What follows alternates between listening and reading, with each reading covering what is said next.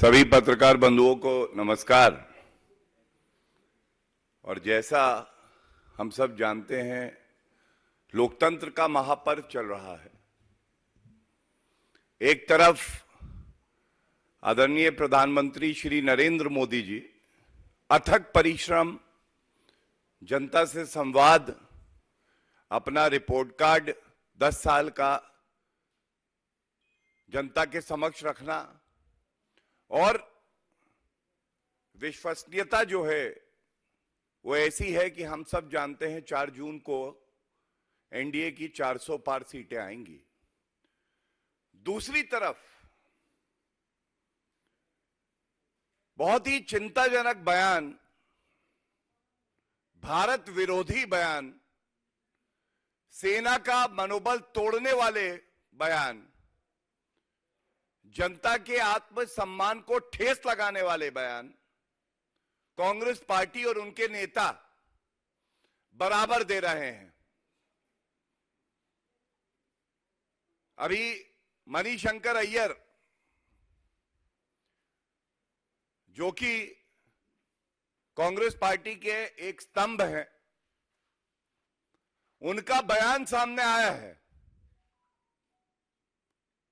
और ये बयान में मणिशंकर अय्यर कह रहे हैं, इन 1962 चाइना एलिजिडली इन्वेडेड इंडिया।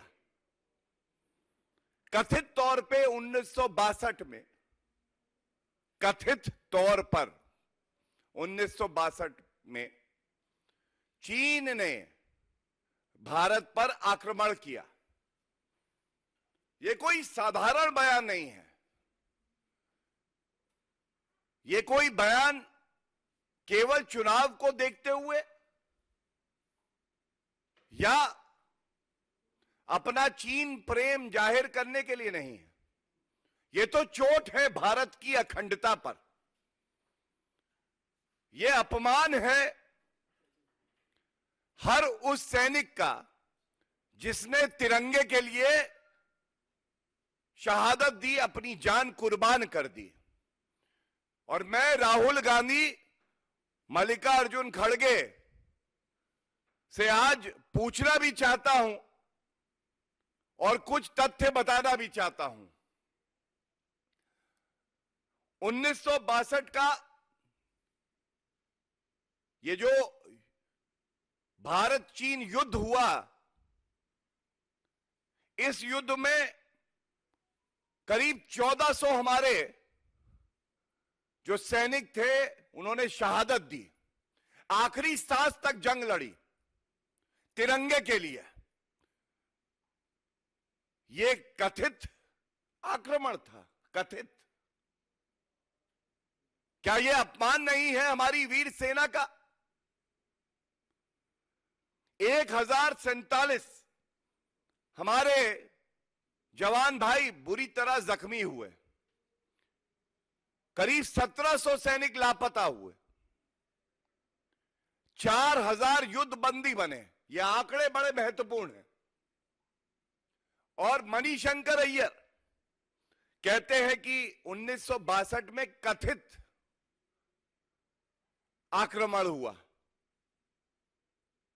पहला सवाल, मणिशंकर अय्यर कि ये गद्दार वचन हैं,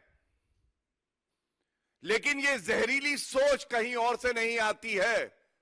ये वही राहुल गांधी है जो डोकलाम के समय हक्का नूडल्स खाता था चीनी दूतावास के साथ।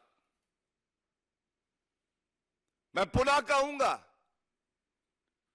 ये गद्दार वचन मणिशंकर अय्यर के हैं, लेकिन ये जहरीली सोच राहुल गांधी की है।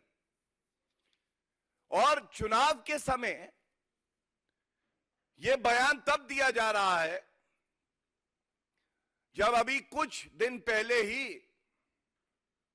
मणिशंकर अय्यर ने ही कहा था कि पाकिस्तान के पास भी एटम बॉम्ब है। अब आप बताइए,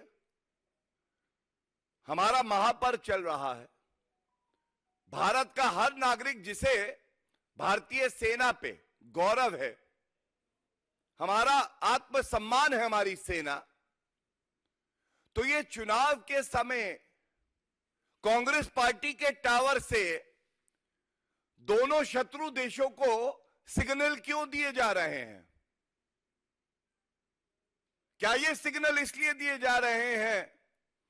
कांग्रेस पार्टी जानती है कि उनका सुपड़ा साफ होने वाला है, लेकिन ये वही मणिशंकर अय्यर हैं जिन्होंने पहले भी कहा था श्री नरेंद्र मोदी जी को हटाने के लिए पाकिस्तान को हस्तक्षेप करके मदद करनी चाहिए। अब चीन को सिग्नल दिया जा रहा है कि देखिए, हमने तो आपके ऊपर जैसा एमओयू राहुल गांधी ने हस्ताक्षर किए थे चीन के साथ, वैसा ही किया है, अब तो हमारी मदद करो।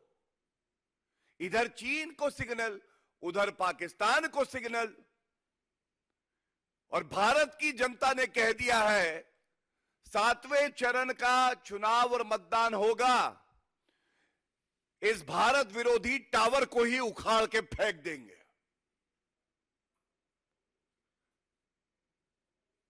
ये तस्वीर है।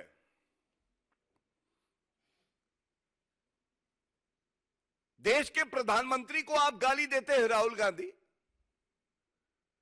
ये जो एमओयू हुआ पार्टी टू पार्टी 2008 में, आज तक इस करार के संबंध में जो जानकारी जनता जानना चाहती है वो सार्वजनिक नहीं करी गई।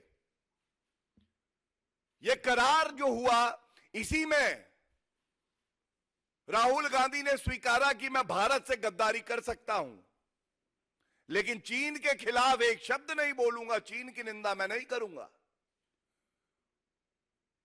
एक तरफ नरेंद्र मोदी जी ने दिखा दिया कि भारत ऐसी ताकत है जो चीन को भी झुका देगी। हमारी वीर सेना ने